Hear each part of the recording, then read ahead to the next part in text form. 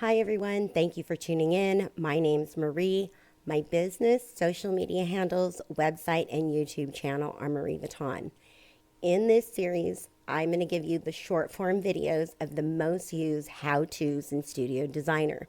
These videos are the remake of last year's how-to series, but you may have noticed that Studio Designer got a bit of a facelift in 2025. That prompted me to reshoot all these videos to help the new users because the screen is going to look a bit different. Okay, the processes and teachings, my tips and tricks remain the same.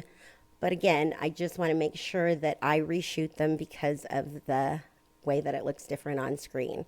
Okay, so as always, please leave your feedback and questions in the comment section and be sure to hit the thumbs up button if you found the video useful. Subscribe to stay updated. Now let's dive in. In this video, we're going to go over checking transactions in the GL. How this video differs from the other video, searching in the GL, and how you get there. You're going to go to the $ icon, General Ledger, and you're going to filter. I usually do cash disbursements, but you can also do cash receipts. If we're talking about sales income, I usually will go to cash receipts. I filtered for this year. You can do, if you're looking for last year, you can filter for the prior year. But I usually just go down the list, starting with sales income. The sales income I'll usually do in cash. I'll look up cash receipts, okay? Because you don't want to code anything. Like in this case, right here is a good example. Receive miscellaneous payment for flooring. Okay, this is not right because it should be being coded to the item on a project. Okay, it doesn't tell you any information, so I know that this is coded directly into a sales income account. That's wrong. Okay, in a case where I find these, where I look into all the sales income accounts. Okay, and I'll just,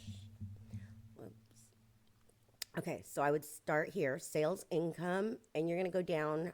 You may not have the same sales codes, but I'll go up to here and, let's just do it like this. So yeah, sales income, and I'll go all the way down the list. Usually I'll even do these up to here.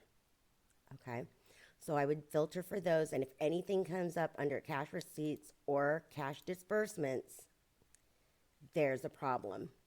Okay, and I can see right now that there's some cost of sales that you can see here. There's a check number, but there's no order and there's no client. Anytime I see that, that's a huge red flag. Okay, so there should never be anything that is cost of sales or like nothing should come up under cash disbursements.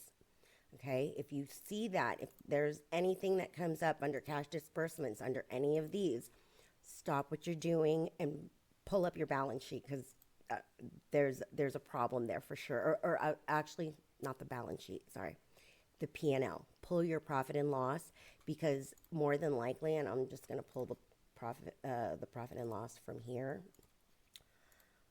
Yeah, I'll go ahead and leave it for this year. I don't need the sub accounts and I don't need it totaled. So this is a good example. So here, I mean, these were irrelevant of each other, but you can see here that there's a $6,000 floor covering income and we have cost of sales for $900. See how that's wonky because if you have cost of sales for something, then you should be having income from it and vice versa. Okay, so that usually is always a red flag. Anytime somebody comes to me to ask if I think that there's fraud or anything on the account, that's usually where it's buried. Okay, cost of goods sold. So if there's any questions about what I've said, let me know in the comments. Thanks.